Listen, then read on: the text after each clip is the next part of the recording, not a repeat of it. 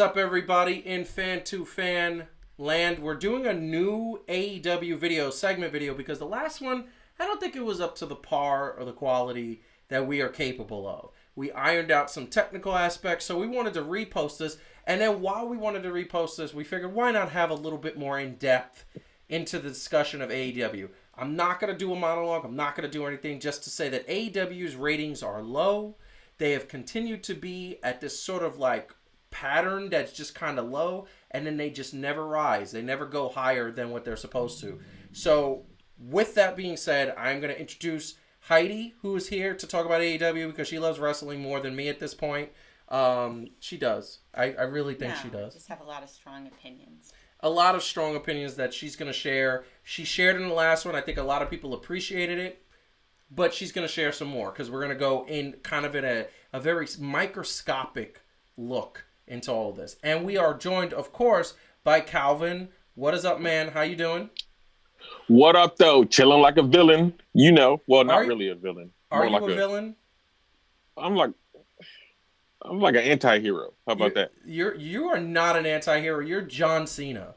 That's who you are. Oh, Lord. Oh. You are literally John Cena. Before 2007, then. Before 2007, Cena. You are not the doctor of thugonomics. I don't want to be John Cena. Sucks. John Cena sucks. Well, so then if you're not John Cena, I'll give you a good AJ Styles, which has the capability of moving back to a heel. Okay, I'll take that. All right. So, want to get to it. Obviously, everybody knows that the Wednesday Night Wars, I always say Monday Night Wars like a habit. The Wednesday Night Wars are something that is very, very much happening right now. NXT, AEW, the ratings have been very stagnant, as you can imagine. But AEW, AEW should be better than what it is. And that's what we talk about. That's what we talked about.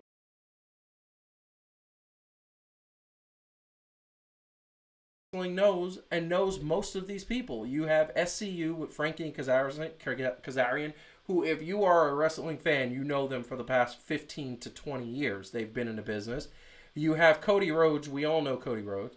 And then we have Kenny Omega, who is the number one wrestler for like 3 or 4 years running in the world. So people know these people. So it wasn't like they were developmental. And then you forget about the most famous one of all, in my opinion, and that's right there, who, obviously this picture's a little old. He doesn't have the championship anymore. But you got Dean Ambrose, a.k.a. Jon Moxley, and you have Chris Jericho, a.k.a. everything else. Like, because he's had so many face changes. So, bring him the panel.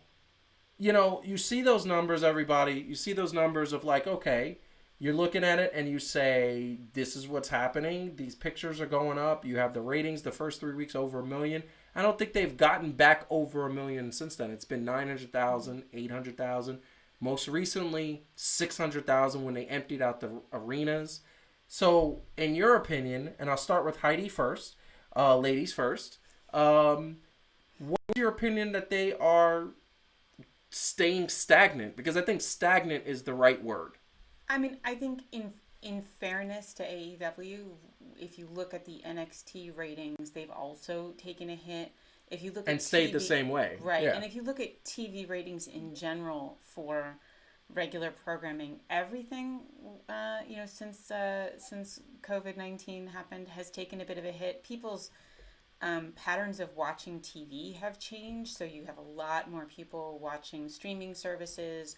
You have people, binging TV shows on Netflix and like sort of waking up and realizing, oh, it's like Wednesday at midnight and I forgot to watch AEW. Yeah. So I think there's been just such a huge disruption to how people watch TV that you see all of those programs suffering roughly to the same extent. Yes. Now, it's a different question to say, why isn't AEW kicking NXT's butt even more than it has been? And I'm sure Calvin has thoughts on that too. Like I think there are there's reasons for that as well. NXT was developmental. Yeah. Then Triple H, when AEW was on the horizon. Triple H kicked his butt to make it not developmental. Yeah, like don't mess with Paul. He knows what he's doing.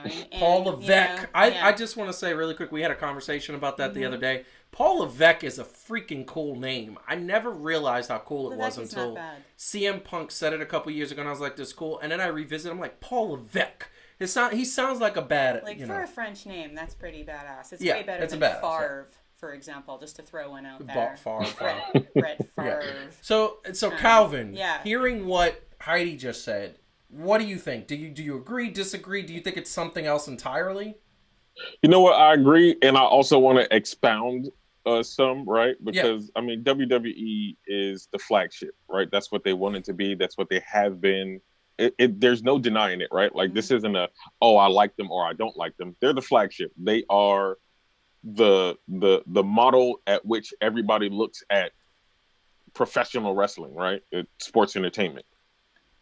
AEW came out hot, right? With their promises. This is what we're going to do. This is what we're not going to do. And I think that they had the right mindset in doing that. Yeah. But unfortunately, what we see is, like what Heidi said, now we run into this very unexpected things. You don't always get to live up to the hype of what you promised, right? Of course, yeah. So you shouldn't hold that against them.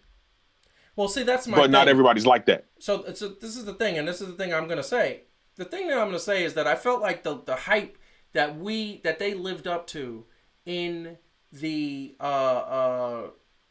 beginning was like, they're going to be different from WWE. Everybody was tired of WWE because WWE had a monopoly on a wrestling business, I would say, for 12 to 13 years. I would say TNA was competition 2007, 8, a little bit of 9. That was when Hogan came and messed everything up. And it wasn't Hogan. I believe it was... I feel like it was somebody who came and messed it up and took away the 6-sided ring and said, oh, let's go back to a traditional 4 ring. And I was like, no, that's what made you different. You took it away. It was horrible. So, you know, the expectations were something different, right? The expectations were something that was going to be a problem, going to be something that was going to be like, oh, this is what's going to happen. Now, this is what I will tell you, and this is my expectations were, I'm going to get to see a bunch of wrestlers that I've been curious about for the last 5 years, but I haven't seen them because they've been all in Japan. All of them were in Japan. Kenny Omega, Adam Hangman Page, the Young Bucks. Those guys sounded cool. I heard the stories. I heard lore. I heard, like, this is what could happen. And then all of a sudden, they were on American national TV where I can see them and immediately hooked. So I'm going to throw up a little graphic that I have in... it's a new graphic that I put up in the folder, actually, so you guys could take a look at your leisure. And I'm going to throw this up because this is recent statistics of the rating. So, like, recently, and this is really compounding since they've been in the empty arenas. You know, AEW was beating the pants off of NXT when coronavirus hit, and then all of a sudden... AEW lost about 300,000 viewers from 900,000. And mind you, still not over 1 million. They still haven't gone back to the 1 million. And then they were just stagnant for about 3 to 4 weeks at 680, 690. And in that time, you know, just to put this up there, in that time, we had debuts that in a crowded arena probably would have got the biggest pops in Lance Archer with Jake the Snake Roberts, Matt Hardy, who was amazing. And then I think the biggest acquisition was Brody Lee with the Dark Order, and they're doing something different with him, completely different from what we saw in WWE Luke Harper do. So they're doing different things. They're doing new things. It's just not resonating. And we talked about it in the last one that we kind of are going to delete and just never have again because it's just... But we talked about the fact that the empty arenas seem eerie. They seem like you watch them, and yes, AEW does it better than WWE, hands down. Like, they have people cheering. It's socially distanced. There is some sort of a crowd. I think Chris Jericho announcing is genius because he's just now he gets to comment. I think his Pineapple Pete references have me cracking up. So I think part of what is the advantage that NXT has right now that I think is stabilizing their ratings is that their superstars do actually show up on the pay-per-views. Yeah. So they have done part of what Triple H has done in addition to getting a ton of high caliber talent and in fact poaching a few big names from the other two shows, is he's also made sure that NXT individuals are in those pay-per-views, and there's some of the big pay-per-view fights. And so if you are a WWE fan, you watch Raw and SmackDown, you didn't really used to watch NXT. Now your pay-per-views have NXT people in them, and so you're feeling like, I kind of got to keep up with NXT, because otherwise I don't get what's happening in the pay-per-view. So that was really smart, and I think that that's helped keep people watching NXT. You know, AEW doesn't have that. And, you know, in a way, I'll be totally honest, even though I was looking forward to seeing Matt Hardy show up on AEW, I was actually sad about it. Yeah, because it was sad. He came into an empty arena. It would have been huge. And it would have been huge. They would have been a pop. It would have been, everybody would have had their hands on their heads. It would have been like when Edge came out of Royal Rumble, it would have been like that, where people just going crazy. And you almost feel like, man, this is a bummer. Like, that this is the way it is. It's like watching Kevin Hart in an empty arena, and you don't get to hear the laughter, or watching Russell Peters when he doesn't get to make fun of the people in the audience. Like, this is like, are they still funny? Yes. Is this sad? Totally. It's totally sad. And and Calvin did a nice delete while we were talking, which was great. That's true. I mean, look, when I saw him come up, I was like excited, but I was like, damn, why didn't they hold off a second? Why didn't they hold off a month and say, okay, this is what, maybe we need to wait till we have an arena that it has people in it. But I guess nobody knew when that was going to happen. So you say, when can it happen? So, you know, what is your take, Calvin, on the empty arenas? Like, I mean, we're talking about it. What do you think really... Is it good, bad? Is it adding suspense? What's going on? One of the reasons that I think that we enjoy it more than the masses do is because WWE does great at making the product big, right? Yes. So I think AEW has better videos, though. I think AEW has better, like, recorded, like, sort of profile videos, if you will. I think they have the better, like, when they were doing the video on Lance Archer with all the dudes in the ring, and he was beating him up a couple weeks back. I thought that was pretty cool, well done. The Matt Hardy stuff from the Hardy compound, it's Matt Hardy. He did the same thing in Impact. He did the same thing, a touch of it in WWE. They let him, when he was fighting Bray Wyatt. Plus, I would watch a whole Bubbly Bunch show. And she loves the Bubbly Bunch. I would watch an entire half, like, screw Total Divas. Can I have a Bubbly Bunch show, please? Listen, Can I have that? I'm sure, and TNT doesn't have really reality shows, so I'm sure, why not start? God. They could totally, and I'm sure that Cody Rhodes, being the business genius that he is, him and Triple H are very similar in that respect, which is why it's so interesting that they're going head to head. I want to say that I'm sure he's pitching that. So, so what do you say about the arena? I'm also sure that hashtag Screw Total Divas will trend worldwide, but. Anyway, that'll catch up with some people. It's going to be hashtag Bubbly Bunch. No, but I think, okay, so you look at a lot of the roster for AEW, and you mentioned it, right? So if you're not a fan of New Japan or those type of wrestlings or Ring of Honor or things like that, you're not familiar. This is why I think they were winning over the crowds, especially with, you know what I mean, like initially, because a lot of people were wrestling fans. Yeah. Other people are just WWE fans, right? Yes. Mm-hmm. So Brody Lee's not big for some people because they're like, oh, that was Luke Harper. Dude was kind of trash. Wasn't he behind, so-and-so? Not knowing Brody Lee was back in the day, right? With John Moxley, when John Moxley was John Moxley before he became Dean Ambrose. Exactly. He took it back. He took it back. And, And here's the thing. And so I'm going to put up some photos right now so you can check it out. And it's basically, the first photo I'm putting up is the AEW, I like to call them the AEW Originals. I mean, you got SCU at the bottom, you got Kenny Omega, the Young Bucks, Cody Rhodes, MJF, the Lucha Brothers, Dr. Britt Baker, and I forgot her name, but there's another one. Missing from this AEW Original is Brandy Rhodes, of course, who is also a mastermind of all of this, and a few others that to me, these are the guys who started AEW, right? Mm-hmm. And then you look at like what I like to call, as it evolved a little bit, not the originals, but then you come out and obviously you got Jericho and Moxley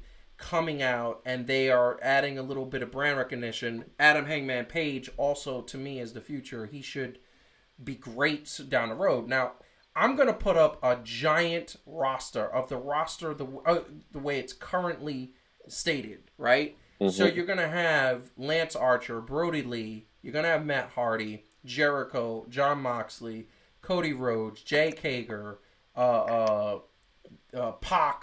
all these guys. Yeah. When you're thinking about the roster, Calvin, MJF, out of the roster, forget about the women because we're going to get to the women in a second. Who out of the men's roster do you keep, do you get rid of, is working, is not working? See, I'm a patient person. Uh-huh. So I kind of feel like, if I had to make the decision for the right now for what is working, I haven't really seen Pac on the show for a little bit. You know what I mean? He's with the Death Triangle. I know, but I mean, I understand that everybody don't need to be on TV every week. I'm just saying, like, when I got to think through all of this, my actual answer would be, we just need to ride it out. Wait till it gets back to where you can like have crowds and arenas and things like that. Yeah. Then you can truly see who's going to work and who's not going to work, right? Because it's a different story when everybody gets to sit back, keyboard warrior, what should and shouldn't happen, right? Mm-hmm. That's a difference than the crowd and the feel of it, and, and all that other stuff. And so, it's hard for me to make that distinction as to who should, because I think everybody should stay. Honestly, on AEW, I think everybody should. No, honestly, I look at it. Yeah, I get that. I get the being patient, but I feel that, to me, what the one thing that isn't working, I think that when you have Marco Stunt fighting Lance Archer, and I get what you do it as a little one-man off type of thing, and I get that you want to have maybe a rematch because he says, I got my butt kicked, I want to prove to you guys. But I just don't think that makes sense. I think that's what WWE does so many times. They take these little guys and they go up against these big guys. And I understand the idea of David versus Goliath, but that only works if David is like Rey Mysterio, stacked, short guy. But Rey Mysterio probably one of the toughest guys in the wrestling business, in the history of the wrestling business. Chris Benoit was 5'7" and probably one of the toughest guys. Eddie Guerrero, all these guys were short, but they could fight and they were tough. Marco Stunt is like me fighting my son, who's 5, for those that don't know out there. So I pose it to Heidi, like, you see this roster, you see this picture, men's roster, is there anybody you get rid of? Is there anything that, in your opinion, is not working? I kind of agree with Calvin. I don't know that anything isn't working. I think that doesn't mean that there isn't, and again, ignoring the women for a bit, it doesn't mean that there isn't room for improvement. we're gonna tag team the women. The women are about to get trounced. It doesn't. By the way, tag team the women sounds okay. Anyway, it's wrestling. We can say that. Right. I know. Hey, just saying. That's right. It's wrestling. What? That's right along with hashtag screw the divas. Yeah, yes, but listen, we could do that. We're talking wrestling, right? Dirty-minded person. I think that they have done an uneven job. So here's what's really good. The factions are really good. The factions are really good. The factions are really great. Now that you have Jon Moxley and Chris Jericho and MJF, people who are actually really good at their own character development, able to run their own storylines, you see how good that can be. How much they get what wrestling fans want. And I think the factions are really good. I think the tag teams are amazing at wrestling. Yes. But not all of the tag teams are good at storyline. And I do feel, with the exception of the storyline that happened with the Young Bucks and Hangman Page and Kenny Omega, I don't feel like there's story happening between the teams as much as really good wrestling matches happening between the teams. And yeah, so and there could be some more of that. And I did want to say with the beating up the little dude, the only way that makes sense is if what you're building toward is like Luchasaurus fighting him, right? Yes, exactly. Otherwise, I don't want to see that. Like exactly. And by the way, story. if we're gonna see the conclusion next week is the pay-per-view, the championship. And it's the championship, the TNT championship. It's gonna be Cody Rhodes versus Lance Archer. You know, I understand Cody Rhodes is the only championship he can win. Mm-hmm. Although eventually, I'm sure they'll work a way for him to win the world title because he deserves that. But I give it to Lance Archer, and like you said, set up that because what's his name? What is the big dude in Luchasaurus? Luchasaurus is probably one of the Luchasaurus. He is one of the most popular wrestlers in AEW besides Orange Cassidy and Pac. Mm-hmm. Those are like the three. And I get, Jericho and Moxley are popular, but like these other guys are not supposed to be popular. And he is as popular, so you can build that up, and that could be a rivalry. Lance Archer and Luchasaurus going for that championship. Yeah. That's a Rock Triple H type rivalry that you're going to establish. So, wait. Go ahead, Calvin. Go ahead. Yep. Okay, so here's the philosophy of the squash match, because that's definitely what it was, right? Yes. That's what it was built to be. It's kind of necessary because other than that, who would you sacrifice to Lance Archer to make him look like a credible threat to anybody? Yeah, you can't sacrifice Orange Cassidy. And right? I get it. Look, trust me, I get it. I don't really like the squash matches. Like, for me, I'm like, you ain't really proving nothing to me when you 6'8" and you just beat up a 5'7" dude.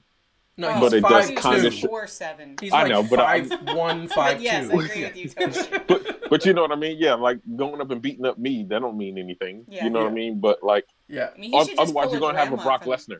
He should pull a grandma from the audience and beat her up. I mean, that's about as that's significant as beating up Marcus Stunt. I totally agree. So the thing that I'm going to say is the other thing I think that AEW does well, that WWE, and I feel like WWE is now starting to do this because we saw this past week Seth Rollins basically bloody Rey Mysterio's eye. Like, so, but if you look at the blood that AEW has put on the screen, Dustin Rhodes was covered in blood. And we all know they do a little incision. The head bleeds more than any one of the most bloody parts of the body. MJF got bloodied. He was one of their top heels. Britt Baker, a woman getting bloodied. Most women, I don't remember the last time WWE has had a woman bloody besides Becky Lynch. Well, I'm going to be honest, I think those are real. I mean, I actually Britt Baker's was real. Yeah, Britt Baker's was real. What's his name? Darby Allin. That was real. Like these guys are actually, they're just wrestling that hard. Yes. So and it's and thus although in Britt Baker's case, I'd say she's just screwing up that badly. But that's okay. So that's the perfect segue. Yeah, that's the perfect segue to get into the women. So the women, Heidi doesn't necessarily love Dr. Britt Baker. Please explain why. And I just want to say to our viewers out there, this is obviously an old picture. Riho is not the champion anymore. It is Nyla Rose is the championship. But why don't you like Dr. Britt Baker? So in fairness, I actually like her a lot more now that she's a heel. Yes. I like her a lot more now that she's a heel, and I actually think she's basically doing a version of what's her name, the little blonde one. Oh, Alexa Bliss. Alexa Bliss. Thank you. She's basically an Alexa Bliss kind of bad guy, and I think she does it well. I did think for a very long time, and still do, that the fact that she's a dentist as part of her persona is like the dumbest thing Is she I've a dentist? Heard. I didn't know that. No, she is. I mean, you would have to be listening very closely. Very closely. They don't mention it ever. She's a dentist. And then they act like she's got some great mandible claw move because she's a dentist. Hold on. As of 3 days ago, Mick Foley, who is one of the innovators of the mandible claw with Sacco, said that it's probably the best mandible claw. He thinks it's better than the Fiend's mandible claw. I think that he was probably not. He's credible. He's just being nice. I'm sorry. I don't maybe he's trying to get a job, but I don't know what's going on there. But I think that the fact that we have to constantly talk about the fact that she's a dentist is really dumb. Yeah. I think that she's better now that I actually think she's good on the mic. Yes. And she's good as heel. She's got to practice more. She's just not. She's like Alexa Bliss attitude with none of Alexa Bliss's skills. Yeah, her ring prowess is horrible. And that's across the board. You see that way too much. And I'm going to let Calvin jump in a second, but that I think is the across the board problem with the women's division. And I'm going to kind of go through it. I look at this picture, and there are 3 wrestlers on this picture, women wrestlers on this picture, that I look at and say, you are where WWE is in wrestling. Are they top 5 like Charlotte, Sasha, Asuka, Bayley, and they don't have a single top 5. And who am I missing? And Becky Lynch? No. Could they be a cracking the top 10? I believe so. Not in the top 10. Well, and that is Chris Statlander. Yeah. The number 1 contender right now, the Japanese wrestler who's awesome, and I'm so sorry I forgot her name. She is awesome. Yeah. Wears the red, and she's really good. And by the way, every time somebody's messed up, it's been somebody else messing up, and it's Nyla Rose. And so Calvin, the women's division, as you said, is what? Trash. It's trash. They are trash. Why are they trash? Give us your analysis. But part of it has to be the hype, right? Like, do you remember when they were doing the roster reveal? Yes. Oh, we got so-and-so, and we got so-and-so, and we got... Like, they brought back this Awesome is all elite. or whatever she calls... Yeah, and she's herself. wrestled like 3 times. Barely. Right? She wrestles the way Ric Flair wrestles now. Yes. Which is to say, does not. Yes. Actually, I was going to say she wrestles the way Brock Lesnar wrestles, which is not. Oh, Lord. Yeah. Okay, part-time.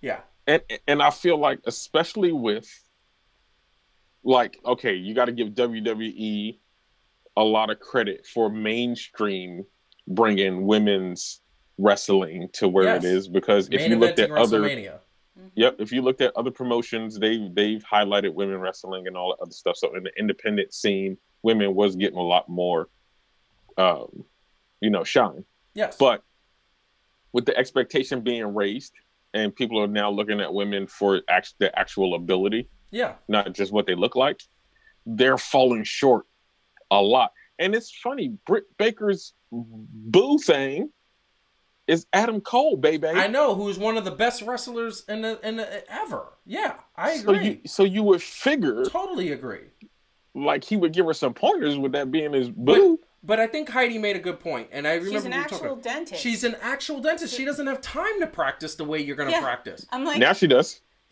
Well, yeah. Now she does. Unless she's doing some emergency stuff. But exactly, and she should get better. And the thing that I'm going to say is, that's the excuse for Dr. Britt Baker. We'll call her what she wants to be called. What's the excuse of the rest? The Big Swole. She's Keith Lee's fiance, I believe. I actually think she's got potential. And she's got potential. To me, she's their fourth, wife, but it's a wife. Okay, she's got potential. No, isn't he with Mia Yim? No. He's with Big Swole. Mm-hmm. Keith Lee is with Big Swole. Mm-hmm. When did that change? I don't know. No, they referenced it the other day. They referenced this the other day. Like, they were talking about I think on AEW they said, and Big Swole's husband is in that other promotion. He said something like that on air. But my thing is, she's like their distant fourth. And I want to see her, maybe her and Britt Baker, because they're starting a rivalry. Maybe they'll have a really good match and it'll change my mind and everything will be good. By the way, it's Hikaru Shida. Hikaru Shida is amazing. And I think she's way better. Well, listen, credit to Riho for, she's had some really cool moments. And I think she's a decent wrestler considering she's all of 90 pounds. Mm-hmm. But she's all of 90 pounds. Every time she does something, I'm scared she's going to break in half. And fair enough. I want to wrap it up because we're approaching 30 minutes on this video, and we knew this was going to be long because we love this. Here's the thing. If you had one thing to change about AEW, what would you do? Heidi, you up first. One thing to change? One thing. I'm just going to say one thing to change that you think will help. I would spend some money trying to poach a women's wrestler from WWE who would lift everybody's game, because right now, like... What's the one who was with Batista? Oh, Dana Brooke. Dana Brooke. Right now, I'd put their best wrestlers against Dana Brooke in a fight, but I Dana wouldn't Brooke put would them win against any of the top 8 or to 10 WWE women. Yeah. So I think that they need somebody who's going to push everybody to the way Charlotte and Becky push everybody to be harder and better. Yep. They need some big talent to come over and get people excited. And here's the thing, and the problem with that, and that's a great idea. The problem with doing it is that all the good women's wrestlers, I'm even including Mandy Rose and her former, who is it? Calvin. Sonya Deville. Sonya Deville. I'm including those, like, to me, the lower echelon. Natalia. They treat the women very well because they actually do a decent job. So they're not poaching anybody. I know, like maybe they had a window to get Sasha Banks maybe when she was real good and ticked off. Yeah, and now that's gone. And I said it before. If Sasha Banks debuted on AEW, her debut episode, she should have got the belt. She should have had the belt and kept that belt for there. Calvin, one thing that you would change that would allow you, one thing change. I know you said you would be patient, but give us one thing that you would do differently or change or add to AEW to make it better. Something that you think is going to help. Something that I think would help. Yes. Don't take too long. I would have, I mean, I'd probably have to just piggyback on the whole women's division, kind of either featuring it more. You know, you can't feature something that is what? Oh, trash. Yeah, you can't feature trash. That doesn't work. They got to get better. But continue. But I mean, so either working on their skills and adding it more, or you know what I'm saying, like, but something. You got to do something with the women. Like that's just the way it kind of is, right? Like you can't just leave them out. This ain't the '80s wrestling. It's true. Maybe a faction that isn't weird, that's good. Like some story. I do think there's some story building. Yeah. So I thought I don't think I've ever seen a women's faction besides the Beautiful People, which was 3 people. To me, is not a faction. A faction is 4 or more people. 3 people is a Freebirds tag team. But that being said, I'd like to see a women's faction that is like NWO like. Why don't they do it? Or how about this? Why don't they get Dr. Britt Baker and put her in the inner circle? Why don't they have her? So this is my one thing that I would do is, and this is wishful thinking, and you know what it is because I've said it to you a million times. Okay, my one thing that I would do is I would take a boatload of cash. I would drive up to Chicago, Illinois. I would literally can't put a tent in front of CM Punk's lawn and say, I will give you whatever you want, Mr. Punk. Please come and headline. I will get on day 1. You will beat Jon Moxley for that title, and you will hold that title for a long time, and you will run everything. And if CM Punk debuted with AEW, and I've said this to Heidi, this is my pick on this. If CM Punk debuted on AEW, that the day that he debuts, they need to literally switch from Wednesday to Monday night at 9 o'clock. And everybody from Raw would go over to AEW. You would see the ratings from Raw, because the ratings from Raw aren't that great. They're at like 2 million, which for Raw, normally they're at 4 million, 3 million. They're trash. They're tanking. The ratings would go from 2 million to like 900,000. 1 million people would automatically go to Raw and stay with Raw just because of CM Punk. By the way, I don't think you do it with money. I think you do it with Tony Khan getting CM Punk in a few movies. Because CM Punk wants to be an actor. Yeah. And so I think if you can... Yeah. That was what he's like. He had that movie that come out, that horror movie. Yes. Like I think that's what he wants to go in. And if you can actually make that happen for him, you know? Yes. Jericho's got his Fozzy. This is what I'm saying. Jericho, they got connections. And this is the bottom line. I don't believe in any way, shape, or form, I'm not buying the CM Punk on backstage routine. I think that is all a ruse. I think he originally said, I'm just going to commentate. And then they said, either WWE said, hey, and this is a little bit of a conspiracy, but WWE either said, hey, we're going to do this awesome character where you get to spy on people from the camera. Oh, you think he's the hacker? I can't figure out who it is, but It seems like a CM Punk guess. It seems like a CM Punk thing to do. Or AEW said, go work for them, trash them a little bit, say how bad they are, highlight that, and then we'll bring you over. Honestly, and they would never know. I think he was just on backstage because he had a movie to promote at the time. Yes. And so, I mean, I'd love for him to be the hacker, but I'm not getting my hope. That's like saying I'd love for there to be a cure for coronavirus next week. I would, but I'm not banking on it. Yeah. So that's sort of how I feel about the hacker thing. It's true. So I want to say this really quick, and then we got to run, and I just got to remind people about a few things. But Calvin, I'm just going to ask you really quick. Do you think, quick little prediction, and I'll get a quick little prediction, you think that Jon Moxley loses the belt to Brody Lee this week? No. You think he's going to have it for a while? Yeah. Okay. Yeah. Cool. I mean, I like Brody Lee, but yeah, no. I want to say that I think it's a possibility he might lose it because I do believe there's something about Brody Lee's character that they have developed and that they've really pushed of him being a boss. I could see him winning it by cheating, like getting like 15 dudes to just jump on Jon Moxley, and then, you know what I mean? I could see that thing, and then Jon Moxley being pissed next week. Heidi, what do you think? I'm with Calvin. I think it's too soon. I think they're not going to want to take... So far, they really haven't been taking... I mean, MJF still has the ring. Like, you know, they're not really taking things off people quickly. So... Yeah. And I agree. I think it could happen down the road, but I think it's too soon. It's too soon. So I agree with that. So want to thank everybody who watched that. We took a little bit longer. I would say a lot longer. 37 minutes. But we had a lot to talk about. We love AEW. It's a great product. The one thing we are agreed is that they are beating the pants off of NXT. Even though NXT has real top level talent, they're still like beating them by a good 100 to 150,000. But they need to get those ratings above 1 million, and I'd like to see that, and I'd like to see them eventually move to Monday nights. I think most people would like to see that. So, really quick, Calvin, let's do an Irish goodbye. What do you want to say to the people? I mean, as always, man, be safe out there. You know what I'm saying? Like, take care of your mental well-being, obviously. And with everything else going on, man, just remember to have fun and always be positive. Love it. Love it. Good words. Heidi?